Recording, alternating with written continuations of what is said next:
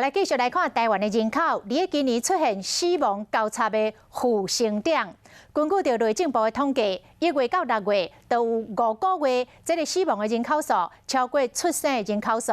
专家讲，台湾即摆真正是生不如死，就是这个出事的人数对比着死亡的人数。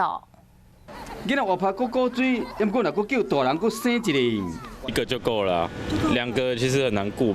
无多饲囡仔伤贵，像这生2个无抽到公共幼稚园，一个人学费爱17000块，一个月饲2个囡仔，上少爱开4万块。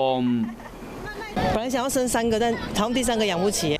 依照内政部统计，今年1月份到6月份，全台湾敢若79760人出事，死亡有88555个人，加将近9000人。加上新冠疫情，致使讲国际封锁顶半年人口迁出台湾的比前日要较侪。